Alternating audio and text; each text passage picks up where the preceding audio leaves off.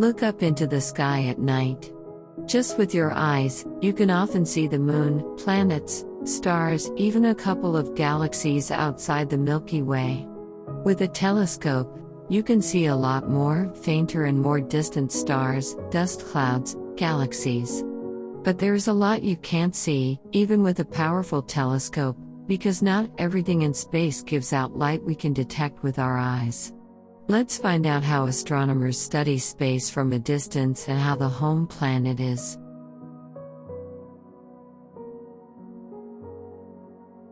Earth is thicker around the equator, the belt around the middle. How much thicker? Well, it's about 0.3% thicker. It's not much, so when you see a photo of Earth, it appears round. But it's just barely not. When Earth first formed 4.6 billion years ago, a day was about 6 hours long. Since then, the Earth has slowed down. It takes longer to spin around. Every 100 years, the day gets 0.0017 seconds longer. Why? The Moon is slowing down Earth's rotation with the tides it creates. As the tides rise and fall all over Earth, it creates a force that slows down Earth's rotation. Often when we see drawings of the Earth and the Moon, they look really close together. They're actually really far apart. The Moon is an average of 238,855 miles, 384,400 kilometers, away. How far away is that? That's 30 Earths. Why mention the average distance? Well, the Moon is not always the same distance away from Earth.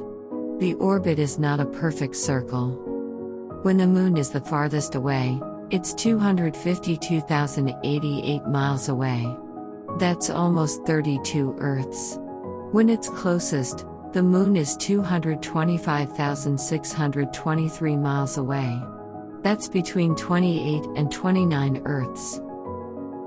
Asteroids are smaller than a planet, but they are larger than the pebble-sized objects we call meteoroids.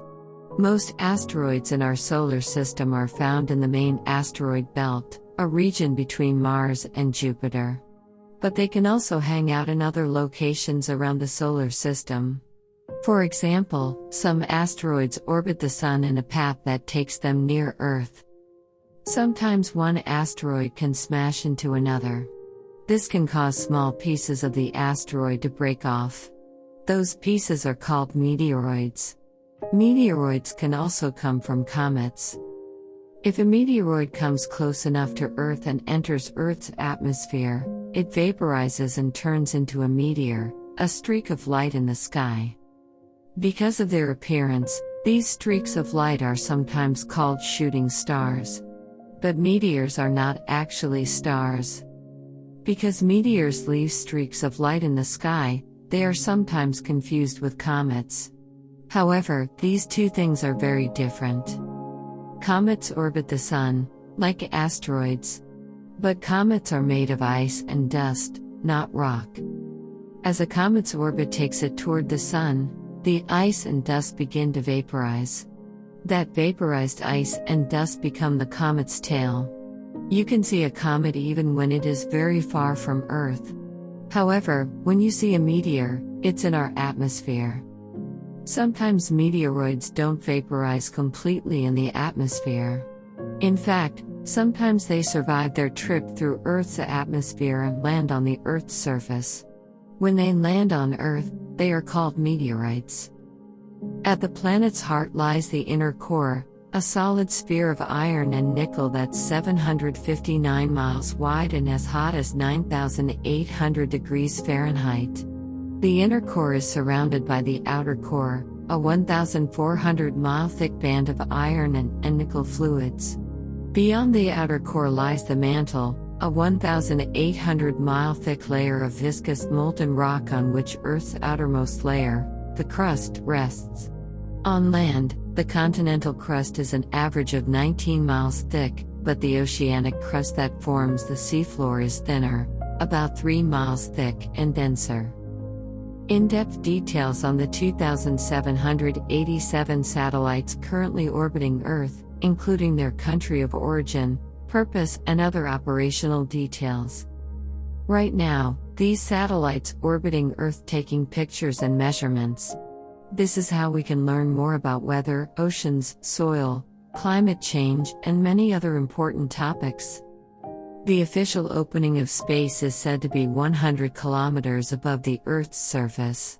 Rockets launched into space can be suborbital, brief visit to space, or orbital, staying in motion around the Earth, or can flee Earth's gravity to travel deeper into space. The International Space Station, ISS, orbits at a height of about 360 kilometers. Like every other machine, satellites do not last forever. Whether their job is to observe the weather, measure greenhouse gases in the atmosphere, or point away from Earth to study the stars, eventually all satellites grow old, wear out, and die, just like any other old machines. For one thing, there are thousands of satellites and good-sized pieces of old satellites just hanging around in orbit. These bits of space junk can be hazardous to other working satellites and other spacecraft traveling in or through Earth's orbit. Earth's atmosphere is not something we can take for granted. Without it, life as we know it would not exist. Not only does it contain the oxygen we need to live, but it also protects us from harmful ultraviolet solar radiation. It creates pressure without which liquid water could not exist on our planet's surface. And it warms our planet and keeps temperatures habitable for our living Earth. Earth is the only planet in the solar system with an atmosphere that can sustain life. The blanket of gases not only contains the air that we breathe but also protects us from the blasts of heat and radiation emanating from the sun. It warms the planet by day and cools it at night. This is one of the great attractions of our home planet. There is always something more to learn, deeper insight to explore. According to NASA, the gases in Earth's atmosphere include 78% nitrogen, 21% oxygen, 0.93% argon, and 0.04% carbon dioxide. Trace amounts of neon, helium, methane, krypton, and hydrogen, as well as water vapor. The highest temperatures on Earth can reach up to more than 110 degrees Fahrenheit, that is 48 degrees Celsius, and the lowest around minus 126 degrees Fahrenheit, that is minus 88 degrees Celsius, maybe even lower. Enveloping our planet and protecting us from the fury of the sun is a giant bubble of magnetism called the magnetosphere. It deflects most of the solar material sweeping towards us from our star 1 million miles per hour or more. Without the magnetosphere, the relentless action of these solar particles could strip the Earth of its protective layers, which shield us from the sun's ultraviolet radiation. It's clear that this magnetic bubble was key to helping Earth develop into a habitable planet. Earth's magnetosphere seems to have kept our atmosphere protected. If there were no magnetic field, we might have a very different atmosphere left without life. The Earth's magnetosphere absorbs the incoming energy from the solar wind, and explosively releases that energy in the form of geomagnetic storms and substorms. If you're ever near the North or South Pole, you may be in for a very special treat. Frequently there are beautiful light shows in the sky. The lights are seen above the magnetic poles of the northern and southern hemispheres. They are known as Aurora Borealis in the north and Aurora Australis in the south. Auroral displays appear in many colors, although pale green and pink are the most common. Believe it or not, but there is an interesting thing about axis and the poles, that they are shifting their positions. If we twist the Earth rapidly, you will notice that the axis and the poles are differing in their positions.